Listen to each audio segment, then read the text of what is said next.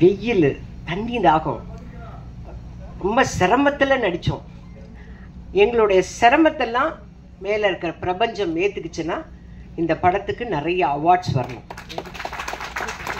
ரொம்ப சிரமப்பட, அதாவது அங்கே வேலை செய்கிறவங்களுடைய கஷ்டங்கள் என்னங்கிறத நாங்கள் அங்கே போய் வேலை செய்யும் போது தெரிஞ்சுக்கிட்டோம். அதுக்காக தான் அவர் சொன்னார், ஊடகங்கள்லாம் வந்திருக்கீங்க, நீங்கள் ப்ரொமோட் பண்ணாதான். நீங்கள் எப்படி ஆர்டிஸ்டெல்லாம் ப்ரொமோட் பண்ணுறீங்களோ, யூடியூப்பில் ப்ரொமோட் பண்ணுறீங்க, உங்கள் சேனல்லாம் ப்ரொமோட் பண்ணுறீங்கல்ல, அந்த மாதிரி இந்த படத்தை நீங்கள் ப்ரொமோட் பண்ணிங்கன்னா நிச்சயமாக அங்கே இருக்கிற மக்கள் மட்டும் இல்லை, அவங்க நமக்கு செஞ்சு கொடுக்கறது எல்லாமே நமக்கும் பயனுள்ளதாக வரும். அது நீங்கள் இந்த படம் பார்த்தா தெரிஞ்சுக்குவீங்க. அதுக்கு தான் அவர் ரொம்ப ஃப்ராங்காக சொல்லிட்டாரு, இந்த படத்துக்கு ப்ரொமோட் பண்ணுங்க, நீங்கள்லாம் சொல்லுங்க அப்படின்னு.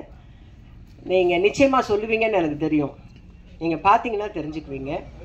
அதுதான் நான் முதலே சொல்லிட்டேன். ஐயா வைரமுத்து அவர்கள் நிறைய அவார்ட்ஸ் வாங்கினவர். அவர் கையால் அவர் தலைமை தாங்கி நடத்துகிற இந்த விழா அப்படின்னா அப்போ இந்த படத்துக்கு நிறைய அவார்ட்ஸ் இருக்குது. அப்போ அடுத்து நம்ம சந்திக்கிறது அவார்ட் ஃபங்க்ஷனில் சந்திப்போம்னு நினைக்கிறேன். இதில் ஹீரோயின் ரொம்ப அழகாக இருக்காங்க. ஹீரோ அந்த அந்த இன்னசென்ட், அந்த கேரக்டருக்கு ஏற்ற மாதிரி ரொம்ப இன்னசென்ட்டாக இருக்கார்.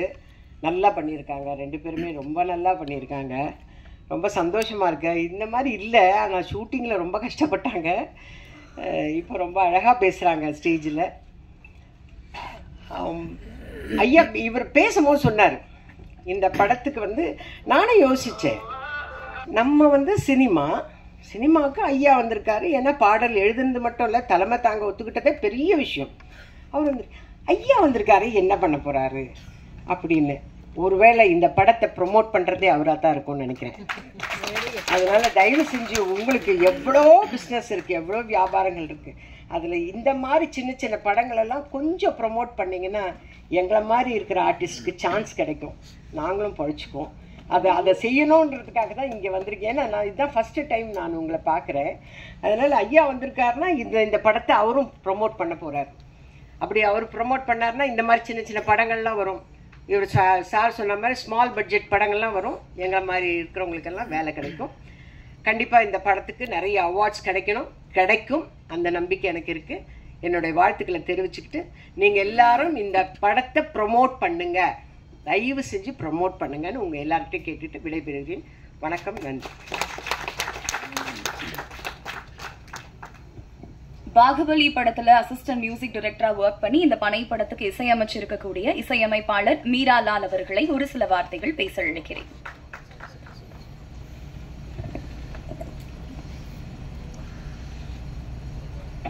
எல்லாருக்கும் வணக்கம். எனக்கு ஸ்டேஜ் ஃபியர் ரொம்ப ஜாஸ்தி, நான் பேசுகிறது சான்ஸே இல்லை ஆக்சுவலாக. எப்பவுமே இங்கே எல்லாம் பெரியவங்க, ஆக்சுவலாக எல்லாருக்கும் வணக்கம். எல்லாருக்கும் ரொம்ப சந்தோஷம் உங்களெல்லாம் இங்கே பார்க்குறது. நான் உங்கள் கூட உட்காரதே எனக்கு பெரிய சந்தோஷமாக இருக்குது. அப்புறம் பத்திரிகை எல்லாருக்கும், மீடியா பீப்புள்ஸ் எல்லாருக்கும் ரொம்ப தேங்க்ஸு. இப்போ ஆக்சுவலாக எனக்கு தேங்க்ஸுன்றது ஒரு சான்ஸ் கிடைச்சா தான் அது ஏதாவது அப்ளை பண்ண முடியும் சார். சான்ஸில் without chance nobody can't do anything. இந்த மாதிரி எனக்கு ப்ரொடியூசர் ரொம்ப சப்போர்ட் பண்ணி எனக்கு இந்த பிக்சர் கொடுத்தார். ஃபஸ்ட்டு அதுக்கு என்ன நியாயம் பண்ணணுமோ அந்த நியாயம் எனக்கு தெரிஞ்ச நியாயத்தை நான் பண்ணியிருக்கேன். இதுக்கு நீங்கள் தான் அதுக்கப்புறம் அதனுடைய ரிசல்ட்ஸ் சொல்லணும். ஆக்சுவலாக இதுக்கு எனக்கு ப்ரொடியூசருக்கு இன்ட்ரடியூஸ் பண்ணது டைரக்டர் ஆதி ஆறுமுகம் சார். அவருக்கும் இந்த நேரத்தில் நான் ரொம்ப தேங்க்ஸ் சொல்லிக்கிறேன். என்னுடைய டீம், என்னுடைய கீபோர்ட் பிளேயர்ஸாக இருக்கட்டும், rhythm players, singers, live instruments players எல்லாருக்கும் இங்கே நான் தேங்க்ஸ் சொல்லிக்கிறேன். ஏன்னா அப்போ தான் போய் அவங்களுக்கு ரீச் ஆகும்னு சொல்கிறதுக்காக ரொம்ப ரொம்ப ரொம்ப தேங்க்ஸ் இந்த சான்ஸ் எனக்கு கொடுத்ததுக்கு. இது எப்படி இருக்குன்னு நீங்கள் பாருங்கள், பாட்டெல்லாம் கேட்டிருப்பீங்க நீங்கள். தேங்க் காட் உங்ககிட்ட நல்ல ரிசல்ட்ஸ் வரும்னு எதிர்பார்க்குறேன். ரொம்ப தேங்க்ஸ். Thank you sir. தேங்க்ஸ்லாம். அடுத்தபடியாக திரைப்பட பாடலாசிரியர் பேராசிரியர் திரு சொர்க்கோ ரா கருணாநிதி அவர்களை பேச அழைக்கிறேன்.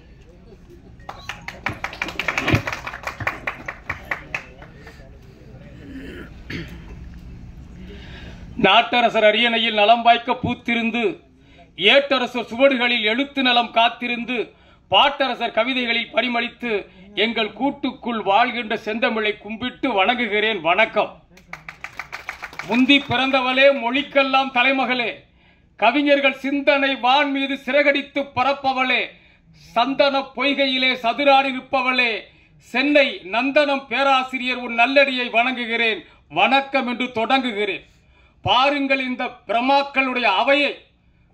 ராஜாக்கள் கூட்டம், விக்ரம ராஜா, பேரரசர், பேரரசு, ஒரு புலவன் இங்கே நிற்கின்றேன். அரசர்கள் கூட்டத்திலே ஒரு புலவன் நான் நிற்கின்றேன். Computer, calculator, manometer, ammeter, incubator, thermometer, lactometer என்று மீட்டர் கணக்கிலே ஓடிக்கொண்டிருக்கிற அறிவியல் யுகத்திலே ததும்பி நிற்கிறது, நிரம்பி நிற்கிறது கூட்டம். அங்கும் அங்கும் வெளியே இடம் கிடைக்காமல் நிற்கிற கூட்டம். இதற்கு யார் காரணம்?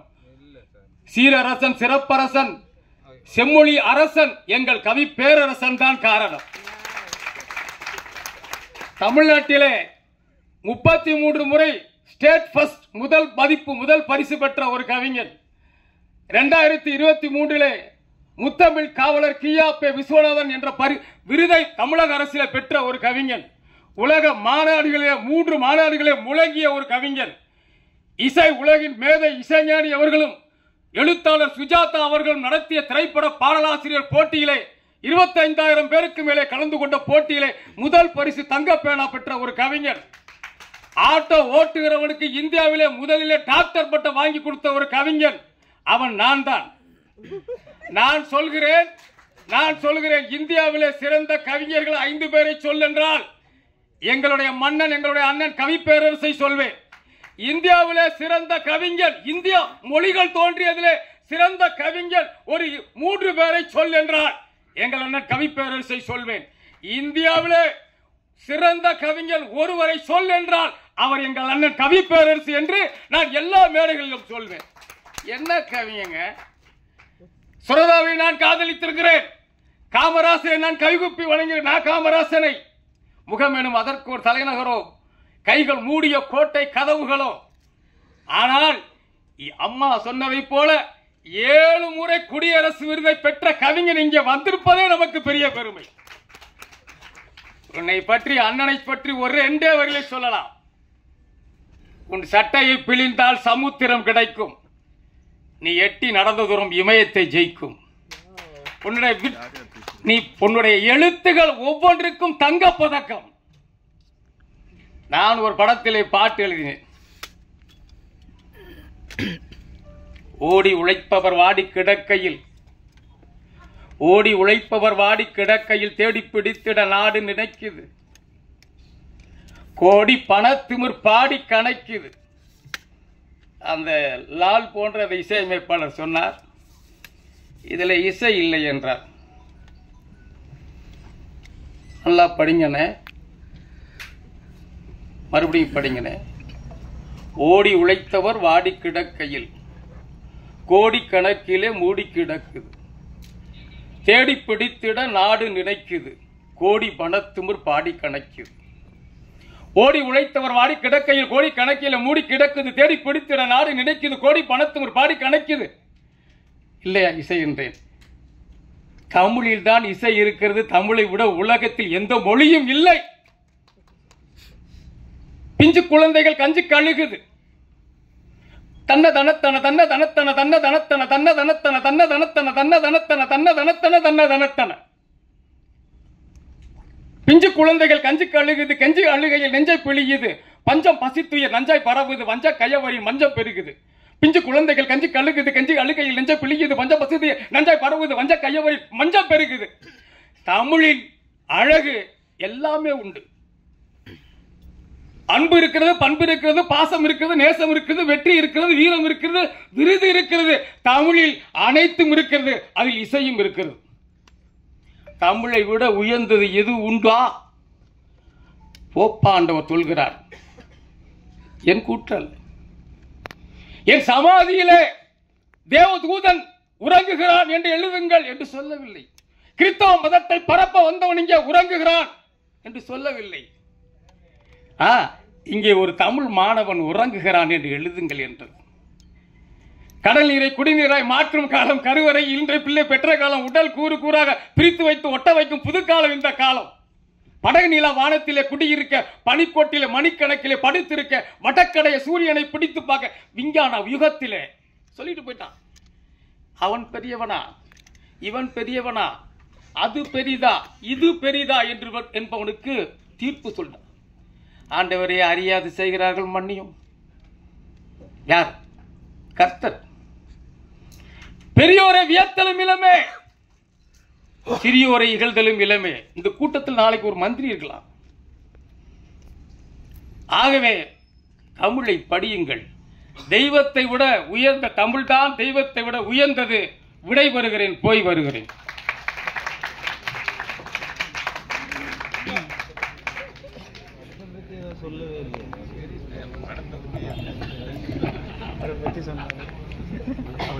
அடுத்தபடியாக தமிழ்நாடு இயக்குநர்கள் சங்க துணை தலைவரும் சின்னத்திரை இயக்குநர்கள் சங்க செயலாளருமான ஆர் அரவிந்தராஜ் அவர்களை பேச அழைக்கிறேன்.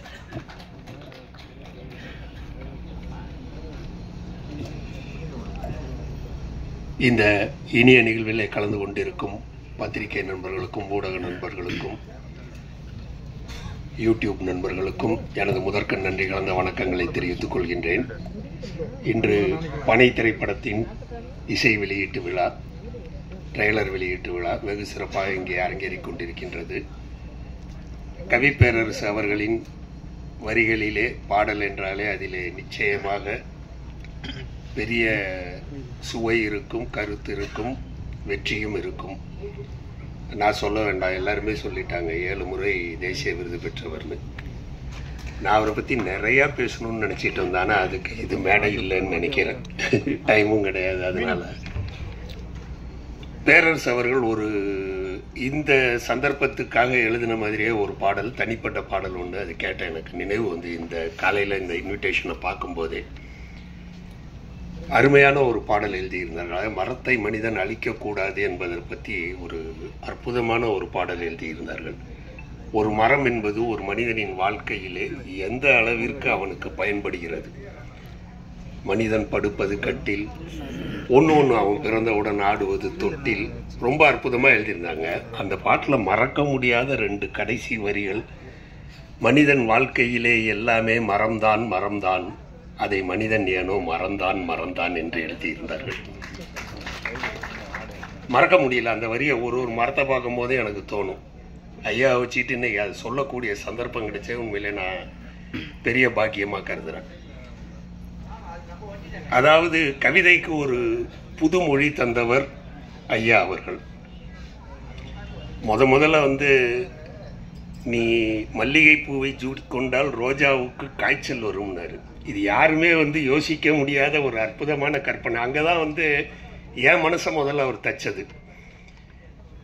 உங்க வெள்ளி கொலுசில் வீதியில் கேட்டால் அத்தனை ஜன்னலும் திறக்கும், நீ சிரிக்கும் போது பௌர்ணமி நிலவு அத்தனை திசையிலும் உதிக்கும், நீ மல்லிகை பூவை சூடிக்கொண்டால் ரோஜாவுக்கு காய்ச்சல் வரும், பட்டுப்புடவையை கட்டி கொண்டால் பட்டுப்பூச்சிகள் மோட்சம் பெறும்னாரு. ரொம்ப அற்புதமான, அதாவது நான் நிறைய நேரத்தில் அவருடைய வரிகளை கொஞ்ச நேரம் எடுத்துக்கிறேன், தப்பா எடுத்துக்காதீங்க. அவரை பற்றி வியந்து இருக்கேன். அது இரவின் மீது வெள்ளை அடித்தால் விடியல் என்று அர்த்தம்னாரு. இதை யாராவது நம்ம யோசிச்சு கூட பார்க்க முடியாத ஒரு கற்பனை. இரவின் மீது வெள்ளை அடித்தால் அதுக்கு விடியல் என்று அர்த்தம். அற்புதமான, அதாவது அவருடைய ஒவ்வொரு வரிகளையும் இதை மாதிரி வந்து சொல்லிட்டே போகலாம். எல்லாத்துக்கும் மேலே அவர் எழுதியிருந்த முதல் வரி, அதை வச்சு நான் ஒரு படத்தில் ஒரு பாடலே கூட எழுதினேன். அதாவது ஐயாவுக்கு மட்டும்தான் அந்த வரியோட தாத்பரியம் என்னங்கிறது புரியும். அவங்களுடைய துணைவியாரோட ஐயா வந்து காதலில் இருந்த காலம் அது. அதில் ஒரு அற்புதமான ஒரு வரி எழுதியிருந்தாங்க. அழகான ஒரு நேரத்தில் வந்து அவங்கள சந்திக்கும் போது நல்ல மழை பெய்யுது. 2 பேரும் கண்களால் தான் பேசிகிட்டு இருக்காங்க. அந்த காலகட்டம் தான் அது. இவரோட கைக்குட்டையை வந்து அவங்களுக்கு கொடுக்குறாங்க. அவங்க வாங்கி ஒத்திட்டு கைக்குட்டையை கொடுக்குறாங்க. பஸ் வருது, போய் ஏறிடுறாங்க நன்றின்னு சொல்லிட்டு. அந்த கைக்குட்டையை பார்த்த உடனே அவருக்கு தோணுந்தான், இந்த கைக்குட்டை உளராமல் இருக்க ஒரு உத்தி தெரியக்கூடாதான்னு. காயவே கூடாதான் என்னைக்கும், ஏன்னா அவங்க ஒத்தி கொடுத்தது. காயவே கூடாது, இந்த கைக்குட்டை உளராமல் இருக்க ஒரு உத்தி தெரியக்கூடாதான்னு. அது மாதிரி அவருடைய ஒன்றும் கள்ளிக்காட்டு இதிகாசம், கருவாச்சிக்காரங்களாம் படித்து அழுகாத, அதாவது ஒரு புத்தகம் படிக்கும்போது, படம் பார்க்கும்போது சமயத்தில் நமக்கு கண்ணில் தண்ணி வரும்.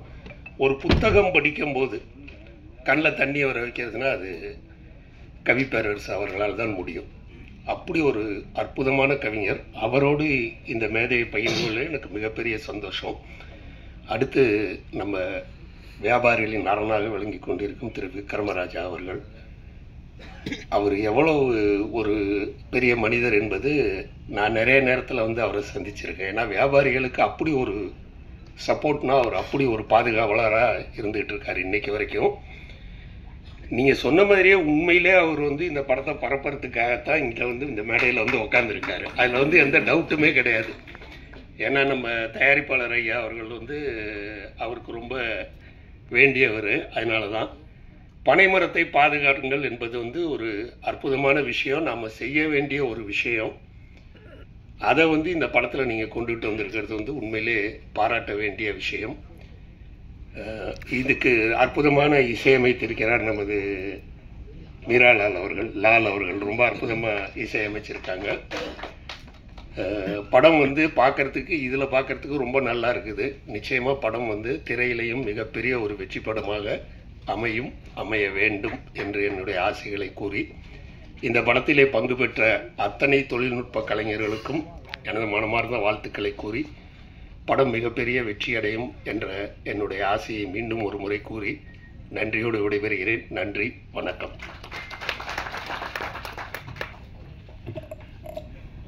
திருப்பாச்சியில் இவர் வைத்த முதல் கமர்ஷியல் வெடி திருப்பதி வரை ஒலித்தது. அதிரடியான படங்கள் மூலம் ரசிகர்களின் மனதை ஆளும் இயக்குனர் சங்க செயலாளர் திரு பேரரசு அவர்களை பேச அழைக்கிறேன்.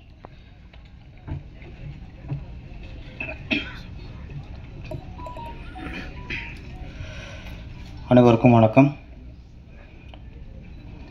நான் இங்கே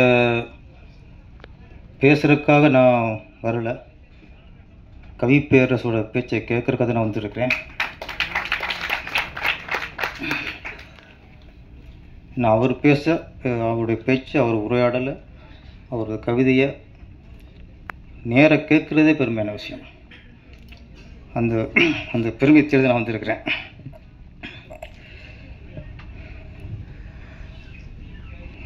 கவி பேரரசு வைரமுத்து, இது வெறும் பேர் இல்லை, இது தமிழுக்கு கிடைத்த மிகப்பெரிய பெருமை. கவி பேரரசு தமிழோட கௌரவம், தமிழுக்கு கிடைத்த தவ புதல்வன். அவர்கிட்ட உள்ள ஒரு சிறப்பு, நான் ஒரு விஷயத்தை அவர்கிட்ட நான் ஃபாலோ பண்ணுறேன், அதை கொஞ்சம் சொல்லிடணும். கோடிக்கணக்கில் ரசிகர்களை பெற்றுள்ள பெரிய நடிகர்கள், அவர்கிட்ட சில ஓப்பனிங் சாங் இருக்கும், அறிமுக பாடல். அந்த அறிமுக பாடல் அந்த ஹீரோ சம்மந்தப்பட்ட நிகழ்ச்சிகளிலோ இல்லை அவருடைய பிறந்த நாள்களோ, கிராமங்கள் கூட அவர் பிறந்த நாளில் கொண்டாடப்படும். அப்படி எல்லா இடங்களிலும் அவர் படங்களில் இடம்பெற்ற டூயட் பாடலாம் அவ்வளோ இருக்காது, அந்த அறிமுக பாடல் தான் இருக்கும். இப்போ உதாரணத்துக்கு சூப்பர் ஸ்டார் ரஜினிகாந்தோட அறிமுக பாடல்னால், இப்போ அண்ணாமலையில் வந்தேன்டா பால்காரன், பாட்ஷா ஆட்டோக்காரன், இது மாதிரி நிறைய பாடியப்பா. இந்த பாடல் அதிகமாக ஒளிபரப்பப்படும். இது திரையோடு மட்டும் போகாது. பெரிய கதாநாயகனோட அறிமுக பாடல் சினிமா தியேட்டரோட அந்த திரையோட போய்விடாது, அது மக்கள்கிட்ட போய் சேரும், ஒவ்வொரு நிகழ்ச்சியும் போய் சேரும். அப்போ அந்த பாடல்களில் வெறும் டியூனுக்கு வரிகளை நிரப்பாமல் நல்ல கருத்துக்களை, நல்ல தத்துவங்களை, மக்களுக்கு என்னென்ன தேவையோ அந்த விஷயங்களை அதில் நுழைத்து, அங்கே ஹீரோ அந்த பாடலை பாடினாலும் அந்த படத்தில் உண்மையான ஹீரோ கவி பேரரசு வைரமுத்து. அண்ணாமலை படத்தில் பார்த்தா அதில் எத்தனை கருத்து இருக்கும். பசி இருந்தாலும் பாலாகும், செத்தாலும் தோளாகும். இந்த மாதிரி நிறைய வரிகள். ஆட்டோக்காரர்களுக்கு அவங்களை கௌரவப்படுத்தினதே, முதல்ல ஆட்டோக்காரனா ஒரு மாதிரியே பார்த்தாங்க. ஆட்டோ ஓட்டுறது கௌரவமான விஷயம், அது ஒரு சேவை, அது ஏழைகளுக்கான ஒரு வாகனம் அப்படின்னு பெருமைப்படுத்துறது ஆட்டோக்காரன் சாங். இது நான் உன்னிப்பாக கவனிச்சுட்டு வந்தேன். அப்போ நான் இயக்கும் பொழுது நானும் சில உச்ச நட்சத்திரங்களை வைத்து படம் இயக்கினேன். திருப்பாச்சி. அவங்க வந்த பிறகு நீங்கள் வாங்க, என்ன அவங்க வந்த பிறகு நீங்கள் வாங்க. அதுலேயும் ஹீரோவுக்கு அறிமுக பாடல், நீ எந்த ஊரு நான் எந்த ஊரு முகவரி தேவையில்லை. நான் முதல்ல கதை விஜய் சார்கிட்ட சொல்லும்போது அந்த பாடல் சிச்சுவேஷன் இல்லை. நான் பொதுவாக கதை சொன்னேன். அந்த படத்தில் விஜய் நடிக்க போகிறாரு அப்படின்னு தெரிஞ்சதுக்கப்புறம் தான் அவர் நிறைய ரசிகர்கள் சம்பாதிச்சு வச்சுருக்கிற ஒரு கதாநாயகன். அப்புறம் தான் தோணுச்சு எனக்கு, இப்போ மிகப்பெரிய ஒரு ரஜினிக்கு ஈக்குவலாக உள்ள ஒரு கதாநாயகன். இதில் அவருக்கு அறிமுக பாடல் அண்ணாமலையில் ரஜினிக்கு அமைந்தது மாதிரி, அண்ணாமலை படத்தில் கவிப்பேரரசு எழுதின மாதிரி ஒரு பாடலை அமைக்க வேண்டும் என்று எனக்கு உந்துல தந்தது வந்தேண்டா பால்காரன். அடுத்து சிவகாசி, வாடா வாடா தோளா வாழ்ந்து போப்போம் வாடா. திருப்பதி வந்தா திருப்போம் தீப்பறி போல இருப்போம், உனக்கு மேலே எனக்கு மேலே யாரு பாருடா, உன்னை என்ன வாழ வச்ச சாமி தானடா. இதெல்லாம் நான் எழுதுனதில்லை, என்னை எழுத தூண்டியது இந்த பேரரசு எழுத தூண்டியது கவி பேரரசு. நான் அவர்கிட்ட காப்பி அடிச்சு நான் ஒத்துக்கிறேன். அப்போ அதுக்கு காப்பி அடிச்சாரு கேட்டுறாதீங்க, எது ஒரு இதை தப்பாக போயிருக்காங்க, டக்கு ஏதோ ஒரு எனக்கு பணம் தான்றாங்க. இப்போது அது வேறு ரொம்ப இருக்கு, உஷாராக பேச வேண்டியிருக்கு. பாடல் ஒரு இசையமைப்பாளரின் டியூனுக்கு ஒரு பாடலாசிரியராய் பாடல் எழுதுவது வேறு, ஒரு இசையமைப்பாளரின் டியூனுக்கு ஒரு கவிஞனாய் அதில் கவிதையை நிரப்புவது வேறு. நிறைய இங்கே பாடலாசிரியர் இருக்காங்க, அவங்க டியூனுக்கு பாடலாசிரியராக பாடல் வரிகளை நிரப்புவாங்க. கவிப்பேரரசு வைரமுத்து அவர்கள் மட்டும்தான் அந்த ஒரு டியூன்லேயும் ஒரு கவிஞனாக கவிதைகளை நிரப்புவார். நிறைய வரிகளை சொன்னார் அரவிந்தராஜ் சார், அத்தனை வரிகளும் பாடலா சார், கவிதை, அத்தனை வரையும் கவிதை. உதாரணத்துக்கு ராஜபார்வையில் கமல்ஹாசன் அது பார்வையற்றவர், அந்த கேரக்டருக்கு உள்ளே புகுந்து ஒரு பார்வையற்றனோட சிச்சுவேஷனில் அந்த பாடல் கேட்கும்போது நம்மளுக்கு வலிக்கும். அந்திமலை பொழிகிறது, ஒவ்வொரு துளியிலும் உன்முகம் தெரிகிறது. ஒரு பார்வையற்றவனுடைய பாயிண்ட் ஆஃப்ல ஒவ்வொரு துளியிலும் உன்முகம் தெரிகிறது. கண்ணுக்குள் முள்ளை வைத்தது யார் தீர்த்தது, தண்ணீரில் இருக்கும்போது வேர்க்கின்றது. இதுக்கு மேலே என்ன கவிதை வேண்டியிருக்கு? சினிமா பாடல், அது சினிமா பாடல் இல்லை, சினிமா கவிதை. கவிப்பேரரசு எழுதின ஒவ்வொன்றும் பாடல் அல்ல, கவிதை கவிதை கவிதை. அதனால தான் அவர் கவிப்பேரரசு, நான் வெறும் பேரரசு.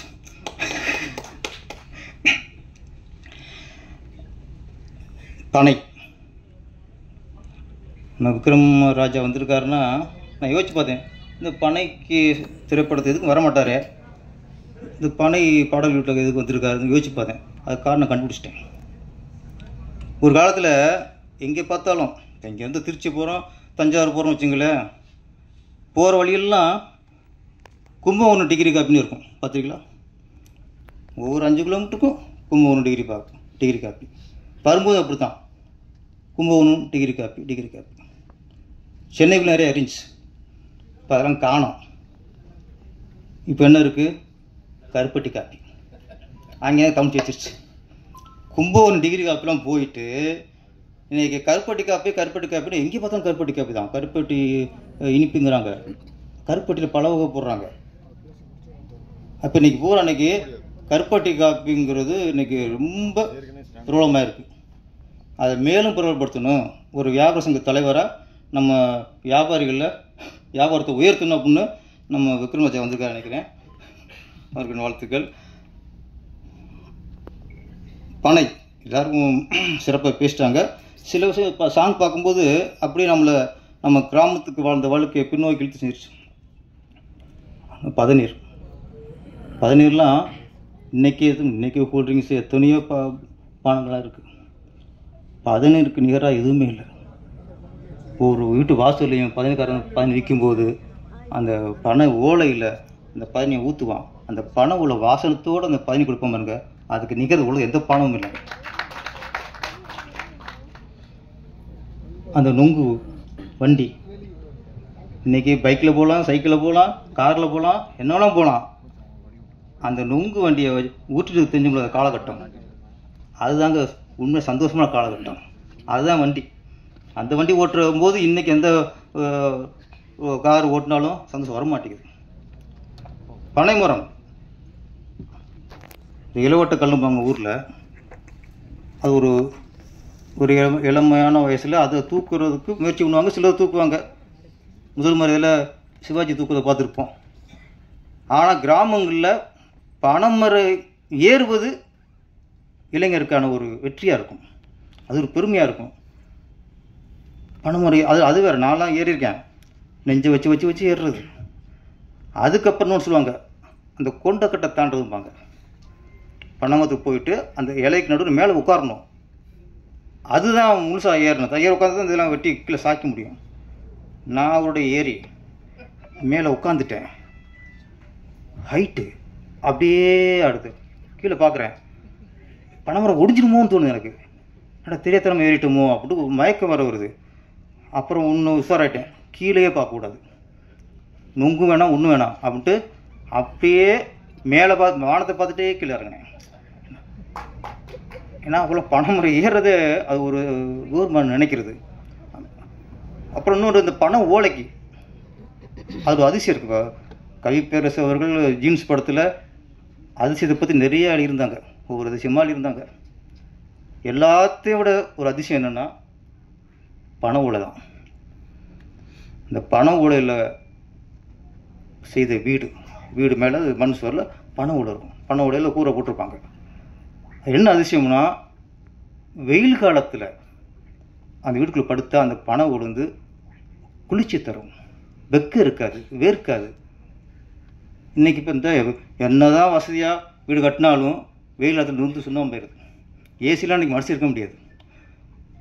கூரை வீட்டுக்கு ஏசி பனை ஓலை. சரி, ஓகே. வெயில் காலத்தில் அப்படி இருக்குது. அப்போ மழை காலத்தில் இன்னும் குளிருமே? அதான் இல்லை. மழை காலத்தில் ஹீட்டை தரும், வெப்பத்தை கீழே இறக்கும், குளிராது. இப்போ நம்ம யூஸ் பண்ணுற ஏசிலாம் ஒன்லி கூலிங்கு மட்டும்தான் தரும். பனை ஓலை தான் வெப்பத்தையும் தரும், குளிர்ச்சியும் தரும். இது உலக அதிசயத்தனை. அந்த அதிசயத்தை தாங்கினதான் பனைமரம். பாடல் கவிப்பேரரசு இந்த பனையை பற்றி எழுத பாடலில் சில வரியை படிக்கும் பகிர்ந்துச்சு. பனைமரம் இல்லை என்றால் பறவை எங்கே போயிருக்கும். அடுத்த வரி, பனை ஓலை இல்லை என்றால் தமிழ் அழிந்து போயிருக்கும்.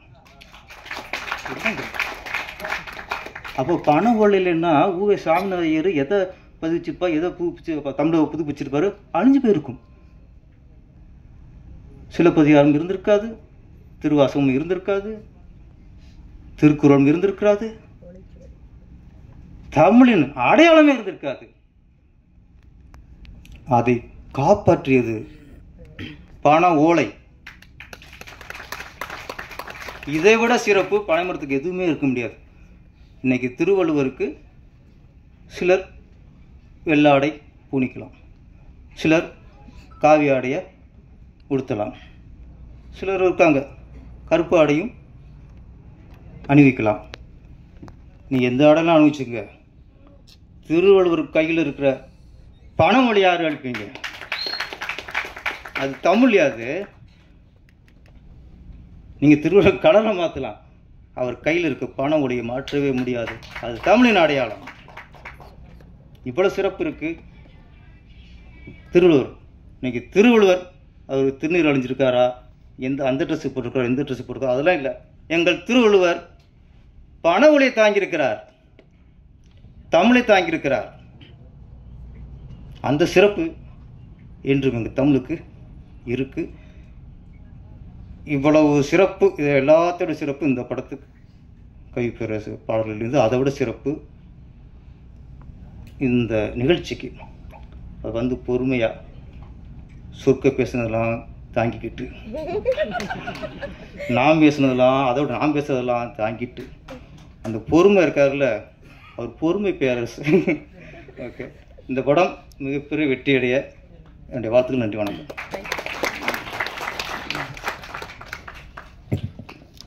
அடுத்தபடியாக தமிழ்நாடு வணிகர்கள் சங்கங்களின் தலைவர் திரு AM விக்ரமராஜா அவர்களை பேச அழைக்கிறேன்.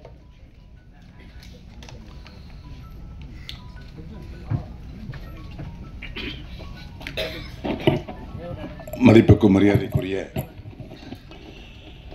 தென்னகத்திலே இந்த பனைமரத்தை எப்படி நாம் பயன்படுத்த இருக்கிறோம், எப்படி பயன்படுத்த வேண்டும், இதை விட்டு விலகிவிடக்கூடாது என்பதை மக்கள் மனதிலே ஒரு நிலைநிறுத்த வேண்டும் என்பதற்காக மரியாதைக்குரிய அருமையண்ணன் AM ராஜேந்திரன் அவர்கள் இந்த படத்தை சிறப்பாக தயாரித்து இந்த நிகழ்ச்சிக்கு தலைமையேற்று நடத்துகின்ற மரியாதைக்குரிய கவி பேரரசர் பாசத்திற்கும் மரியாதைக்குரிய அண்ணன் வைரமுத்து அவர்கள் தலைமையேற்று இந்த நிகழ்ச்சியிலே பங்கேற்றிருக்கின்ற மேடையில் இருக்கின்ற அனைத்து நட்சத்திரங்கள், இயக்குநர்கள், திரைப்பட நட்சத்திரங்கள், தமிழ்நாடு வணிகர் சங்க பேரமைப்பினுடைய மாநில பொருளாளர் AM சதகத்துல்லா உள்ளிட்ட அனைத்து நிர்வாகிகள், இதை எடுத்து வெளியிட வருகின்றிருக்கின்ற ஊடக பத்திரிகை நண்பர்கள், இதை பார்த்து கொண்டிருக்கின்ற அனைத்து சகோதரர்களுக்கும் என்னுடைய சார்பாகவும் தமிழ்நாடு வணிகர் சங்க பேரமைப்பின் சார்பாகவும் வாழ்த்துதனை தெரிவித்துக் கொண்டு, இன்று பனைமரம் என்பது ஒரு காலகட்டத்தில் மிக சாதாரணமாக எளியவனாக தெரிந்தது. அப்போ எளியவர்கள் பயன்படுத்திய பொருள் இந்த பனை பொருள். நாங்கள் எல்லாம் கஞ்சி குடிப்பதற்கு, கஞ்சி கூட்டுக்கு நாங்கள் பயன்படுத்துவது பனை வெல்லம். அப்போ கருப்பட்டி காப்பி குடித்தால் நாங்கள் ஏழைகள், சர்க்கரை போட்டு காப்பி குடித்தால் அவர்கள் பணக்காரர்கள். உங்களுக்குலாம் ஒன்று தெரியும், அந்த காலத்தில் அரிசி சோறு சாப்பிட்றாங்க அவங்க வீட்டிலன்னு சொல்லுவாங்க. அரிசி சோறு சாப்பிட்டா பணக்காரன், கம்பங்கூழ் கேப்பகளி சாப்பிட்டா அவன் ஏழை. அப்போ நம்மலாம் கம்பங்களி கேப்பகளி சாப்பிட்டவர்கள்.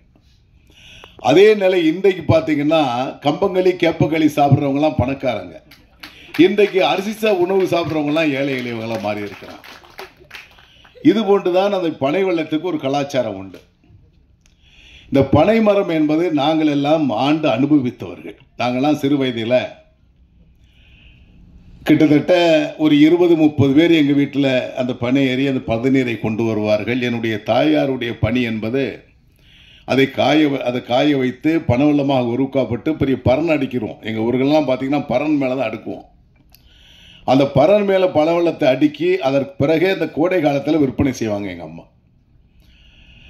எங்கள் அம்மா செய்கிற வேலையை இப்போ என்னுடைய மனைவி செய்ய முடியுமா, என்னுடைய மகா செய்ய முடியுமா? முடியாது. ஆகவே பனை மரம் என்பது நீங்கள் சொன்னீங்க, அண்ணன் பேரரசு சொன்னாங்க, நிறைய விஷயங்களை எல்லாருமே சொன்னாங்க. பனை மரம் தான் எங்களுக்கு செருப்புக்கு நாங்கள் அந்த பனை மரத்தினுடைய அந்த இது இருக்கும், அதாவது பனைமர ஓலை அந்த முனைஞ்சி பனை செருப்பாக நாங்கள் போட்டுக்கிடுவோம், செருப்பாக அமையும். படுப்பதற்கு கட்டிலாக சட்டமாக அந்த மரத்தை சட்டமாக்கி கொள்ளுவோம். அந்த நாரை வைத்து இப்போலாம் பிளாஸ்டிக்கில் பின்னி இது பண்ணுவோம், ஆனால் அந்த பனை நாரை பின்னி படுப்பது தான் அந்த கட்டில். அந்த கட்டில் படுத்திங்கன்னா அவ்வளோ சுகமாக இருக்கும். சரியாவில் கோடை வெயிலில் நாங்களாம் என்ன செய்வோம்னா பனைமரத்தினுடைய செய்யப்பட்ட அந்த கட்டில் நனைச்சிருவோம். அப்படியே ஒரு 1/2 பக்கெட் தண்ணியை ஊற்றினா நல்லா நனைஞ்சு போயிடும். அப்படியே படுத்திங்கன்னா அதான் ஏசிங்க. அந்த ஏசி இப்போ காசு கொடுத்தாலும் கிடைக்காது.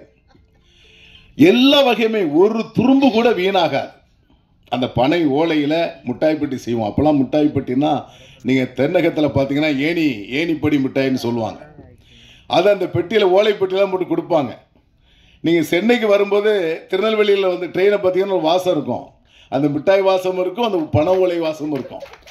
அந்த பனை ஓலையை சாப்பிட்டு அந்த அளவிற்கு அனைத்து உணர்வுகளையும் நாம் வெளிப்படுத்த முடியும். அதே இயக்குனர் பேரரசு சொன்னாங்க, அந்த பனை ஓலையில் பதநீர் குடிப்பு என்பது அவ்வளோ சுகம். நீங்கள் நொங்கு பார்த்தீங்கன்னா சென்னையில் எல்லா இடங்களும் நொங்கு மக்கள் சாப்பிட ஆரம்பிச்சிட்டாங்க. இப்போ தான் வெளிநாட்டுக்காரன் ஆராய்ச்சி கண்டுபிடிச்சு, அமெரிக்காவில் ஒரு ஆராய்ச்சி கூடம் கண்டுபிடிச்சு சொல்கிறாங்க, பனை கிழங்கு சாப்பிட்டால் கேன்சர் வராது என்பதை கண்டுபிடித்து சொல்கிறாங்க. பனங்கிழங்குக்கு அவ்வளவு ஊத்திங்க. நாங்கள்லாம் எங்கள் ஊருக்கு எந்த பகுதிக்கு சென்றாலும் பனங்கிழங்கை நாங்கள்லாம் ஒடிச்சு எங்கள் அம்மா என்ன பண்ணுவாங்கன்னா நல்லா காய போட்டு மண்பானையில் போட்டு வச்சுருப்பாங்க. 364 எங்கள் வீட்டில் கிழங்கு இருக்கும். 365 நாட்களும் அப்பெல்லாம் அந்த குளிர்பானம் செய்யப்பட்ட ஃப்ரிட்ஜ் கிடையாது, எங்கள் வீட்டில் அதெல்லாம் கிடையாது. எல்லாம் மண்பானம் தான் நமக்கு தேவையான ஐட்டத்தில்.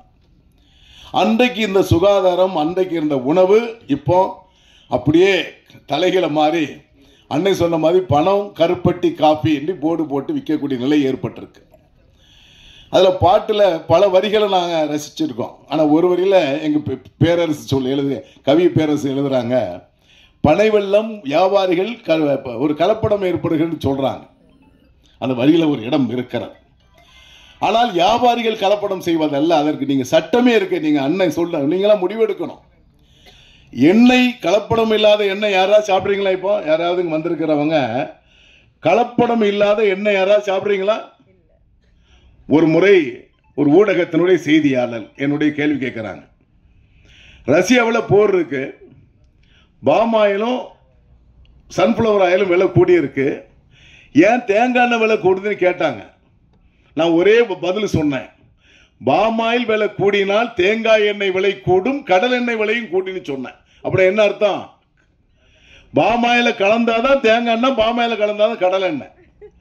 சட்டம் சொல்லுதுங்க, இனிப்போட இணைப்பை கலந்து கொள்ளலாம். அதனால தான் நாங்கள்லாம் பணவெல்லாம் சாப்பிட்றதுக்கு இப்போ உண்மையிலே நாங்கள்லாம் சென்னையில் ஊரில் பணவெல்லாம் வாங்கினா கரெக்டாக ஒரு ஆள்கிட்ட சொல்லி 1 கிலோ 320 ரூபா கொடுத்து வாங்குறோம். எவ்வளோ? ஆனால் நம்ம ஆட்கள் என்ன செய்கிறாங்கன்னா பணவெல்லாம் 160 ரூபாய் போட்டு விற்பான். அது பனை வெல்லம் அல்ல, சர்க்கரையோடு கலந்து தான் பணவெல்லாம். சில ஊர்களில் பார்த்தீங்கன்னா தேன்கூடு, தேனெல்லாம் சுத்தமாக இருக்குன்னு நினைப்போம். ஆனால் தேன்கூடு வளர்க்குறவங்க வீட்டில் சர்க்கரை மூடை இருக்கும். பார்த்துருக்கீங்களா நீங்கள்? சர்க்கரை மூடை கொட்டி வச்சிருவாங்க. அந்த எடுத்து தேன் எடுத்து விரைவாக தேன் தரும். அது உடம்புக்கு உகுந்ததில்லை. எங்கள் ஊர்லலாம் நாட்டு உடனே இருக்கும், நாட்டு உடை, அதில் உடமணின்னு இருக்கும். அந்த நாட்டு தழுவையும் உடமணியையும் நம்ம ஆடு சாப்பிடும், வெள்ளாடு. அந்த வெள்ளாட்டு இறைச்சி நம்ம சாப்பிடுவோம். இன்னைக்கு சாப்பிட்டீங்கன்னா நாளை வரை அந்த வாசம் கையில் இருக்கும். இப்போ இருக்கா? இருக்க. ஒவ்வொரு விஷயத்தையும் இந்த பனை மரத்தை நம்ம சொல்லலாம். உண்மையிலேயே நான் ராஜேந்திரன் அவர்கள் இந்த நிகழ்ச்சி என்னை அழைச்சாங்க மகேஸ்வரன் மூலமா. இப்போ நாங்கள் சினிமா துறைக்கு எங்களையே அழைக்கிறீங்கன்னு கூட நான் கேட்டது உண்டு. இப்போ அருமை சகோதரி அம்மா வடிவிக்கரசி அம்மா சொன்னாங்க, நாங்கள் வந்திருக்கிறோம், எப்படியாவது விலை வித்துருவோம்னு சொல்லியிருக்காங்க. ஏன்னா அவங்கள பார்த்தாலாம் எங்களுக்கு முதல் மரியாதை ஞாபகம் தான் வரும். ஏன்னா ஒரு அற்புதமான நடிகை. நீங்கள் பல படங்களை நாங்கள் பார்த்துருக்குறோம். அவங்க நடிப்பு என்பது மறக்க முடியாத வடிவுக்கரசியாக இருப்பான். ஆகவே ஒவ்வொரு திரை நட்சத்திரங்களும் இங்கு குறிப்பிட்டாங்க. பனை மரத்தை நாங்கள் அனுபவிச்சு சொல்கிறோம், அவங்க அனுபவிக்காம சொல்லியிருக்கிறாங்க. அந்த பதநீர் குடிச்சு, நான்லாம் பதநீர் குடித்த உடம்பு. ஏன்னா பதநீர் நாங்கள் ஏன் குடித்தோம்னா பசியை அடக்குவதற்காக குடித்தோம். நாங்கள் 3 வேளையும் பயணி குடிச்சிருப்போம், 3 வேளையும் சாப்பிட மாட்டோம், பயணி குடிச்சிருப்போம். ஆனால் அதன் பிறகுதான் தெரியுது 120 கிலோ உப்பு மூடைய நான் தோளில் சுமந்திருக்கேன். 120 கிலோ உப்பு மூடை, அன்றைக்கு வெயிட் ஒரு மூடைன்னு சொன்னால் 120 கிலோ, அதை தோளில் சுமந்திருக்கோம். அதுக்கு பலன் கொடுத்தது யாரு? பதநீர். நல்லா புரிஞ்சுக்கிட்டுங்க, பதநீர் தான் என்னுடைய உடம்புக்கும் எலும்புக்கும் தசைக்கும் வலு கொடுத்திருக்கிறது. இன்றைக்கு பிள்ளைகள்லாம் 25 கிலோ மூடம்பாங்க. என்னடான்னா ஒரு மூடையே 25 கிலோ தான், அவனை தூக்க சக்தி இல்லை. அந்த அளவிற்கு இன்று பார்த்தீங்கன்னா தமிழகம் முழுவதும் வேலை வாய்ப்பு இல்லைன்னு சொல்லுவாங்க. ஆனால் வேலை வாய்ப்பு நிறைய இருக்கிறது. ஒரு கட்டத்தில் என்னை கூட விக்ரமராஜா இதை கேட்க மாட்டாரா, வட இந்தியர்களுக்கு வேலை தருகிறார்களே என்று சொல்லலாம் குற்றச்சாட்டு சொன்னார்கள். நான் இப்பவும் சொல்றேன், எல்லாரும் அமர்ந்திருக்கிறீங்க. இந்த மண்ணில் பிறந்த மைந்தர்களுக்கு வேலை தருவதற்கு நாங்கள் தயாராக இருக்கிறோம். உண்மையெல்லாம் கடைகளில் வேலைக்கு ஆள் வேண்டாம் என்ற போர்டு தான் பார்த்துருப்பீங்க. இன்றைக்கு வேலைக்கு ஆள் வேண்டும் என்று போர்டு இருக்கிறது. சாதாரணமாக படிப்பே தேவையில்லைங்க. மினிமம் 15,000 ரூபா சம்பளம், 3 வேளை சாப்பாடு, தங்கு இடம் கொடுக்குறோம். ஸ்கேல் 25,000 ரூபா ஸ்கேல் வரும் ஒரு ஆளுக்கு. அதை தாண்டா 20,000 ரூபாய், 25,000 ரூபா, 30,000 ரூபா, 40,000 ரூபா, 1 லட்சம் ரூபாய் சம்பளம் கொடுத்துக்கிட்டு இருக்கோம். ஆனால் இது வேலை செய்யறதுக்கு நம்ம ஆட்கள் எங்கே இல்லை? உடம்பில் வலு இல்லை. ஆகவேதான் வெளி மாநிலத்தவரை நாம் இறக்க வேண்டிய நிலை இருக்கிறது. இதை புரிந்து கொள்ளுங்க. ஏன் சொல்றேன்னா சத்தான பானம் பனை வெல்லம். பதநீர் பனை மரத்தை அரசு தேசிய மரமாக அறிவித்திருக்கிறது. இந்த பனைமரத்தை பாதுகாக்கணும், பனைமரம் நம்மை பாதுகாக்கும். இது உணவு விஷயத்தில் பாதுகாக்கும் ஒண்ணு. இன்னொன்று என்ன பாதுகாக்குதுன்னா, நம்ம ஊர்கள்லாம் வயல்வெளி கரையோரமான, வாய்க்கால் கரையோரமாக, குளத்து ஏரிக்கரை ஓரமாக பனைமரத்தை நட்டிடுவாங்க. அந்த பனைமரம் வேறு பார்த்தீங்கன்னா எல்லா பக்கமும் பிடிச்சிக்கிடும், ஸ்ட்ராங்காக இருக்கும், உடப்பு ஏற்படாது. எவ்வளவு தண்ணி ஏறினாலும் எந்த வகையிலும் அந்த கரை உடையாது. இதற்கு பாதுகாப்பு தருவது பனைமரம்.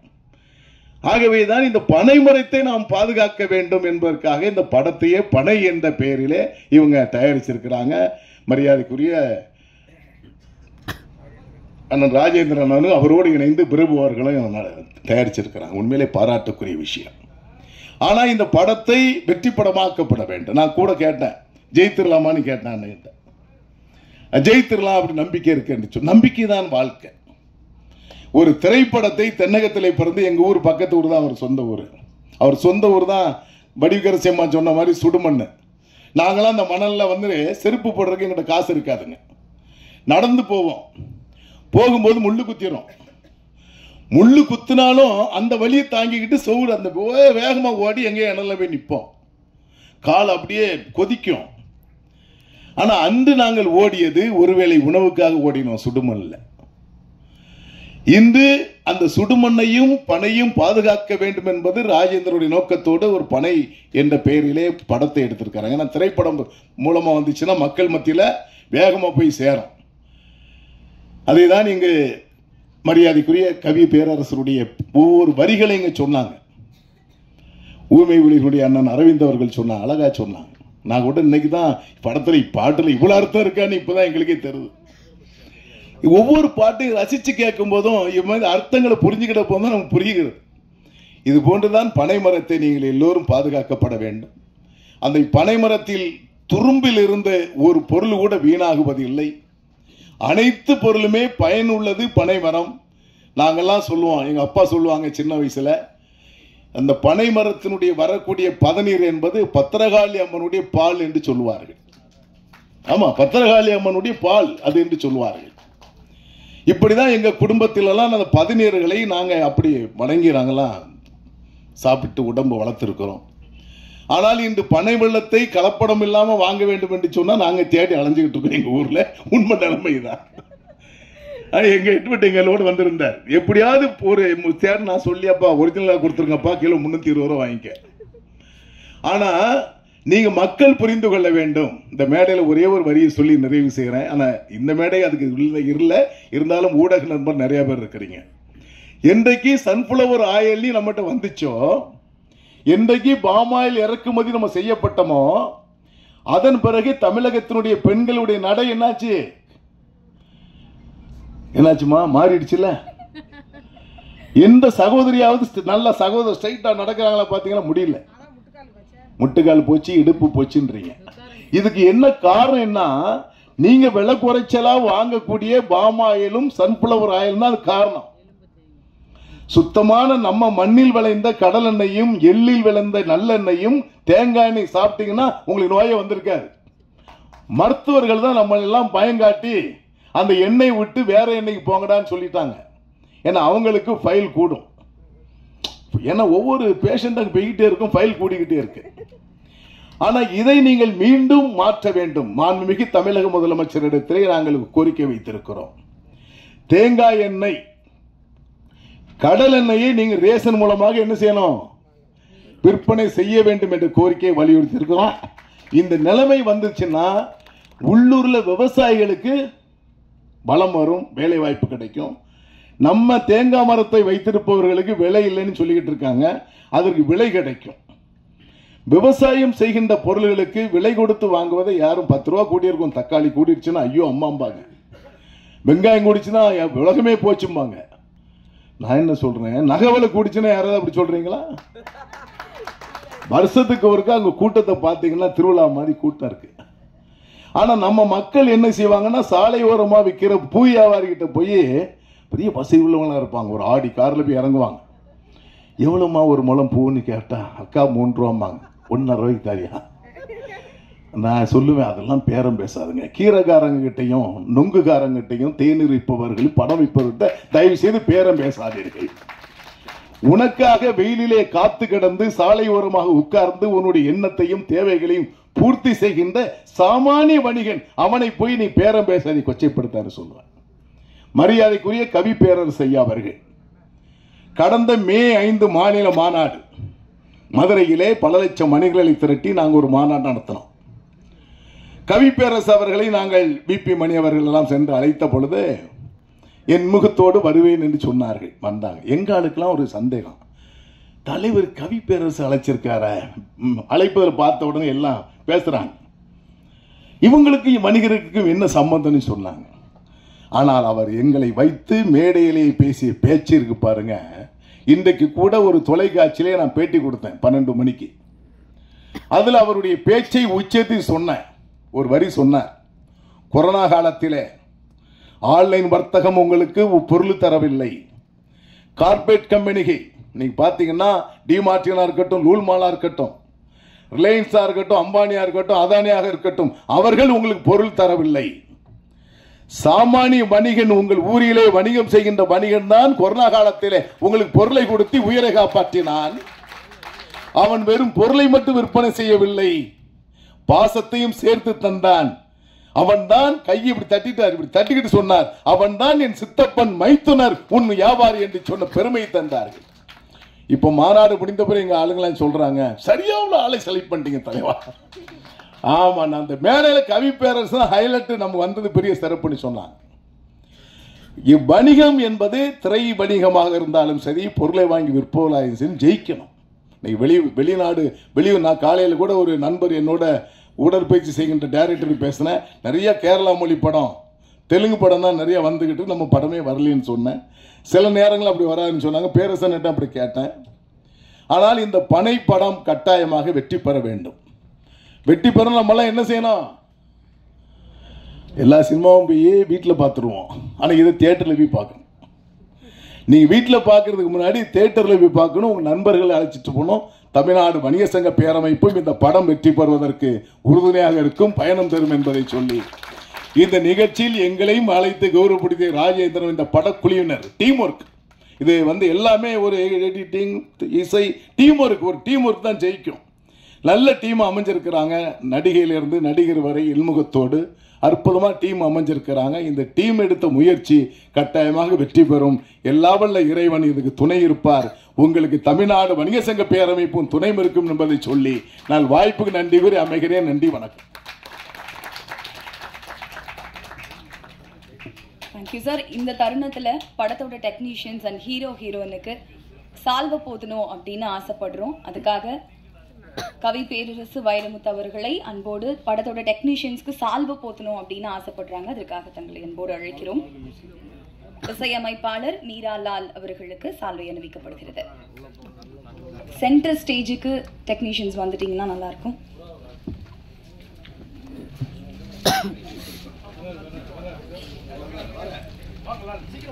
இசையமைப்பாளர் மீரா லால் அவர்களுக்கு சால்வை அணிவிக்கப்படுகிறது.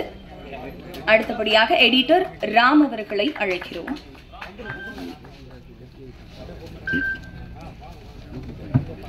படத்தின் ஒளிப்பதிவாளர்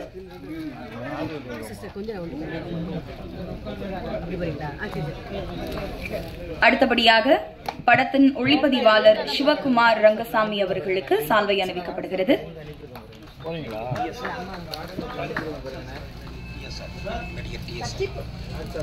அடுத்தபடியாக நடிகர் TSR அவர்களுக்கு சால்வை அணிவிக்கப்படுகிறது. படத்தின் கதாநாயகன் அடுத்தபடியாக பனை படத்தின் கதாநாயகன் ஹரிஷ் பிரபாகரன் அவர்களுக்கு சால்வை அணிவிக்கப்படுகிறது.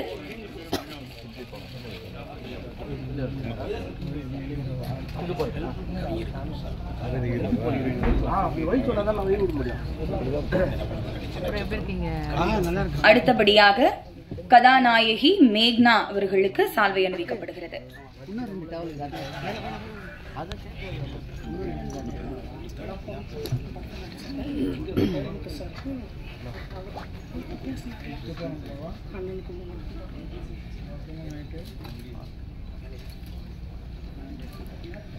படத்தோட டீம் சார்பா சிறப்பு விருந்தினர்களுக்கு சால்வை அணிவிக்கணும் அப்படின்னு ஆசைப்படுறாங்க. So please go ahead ma'am.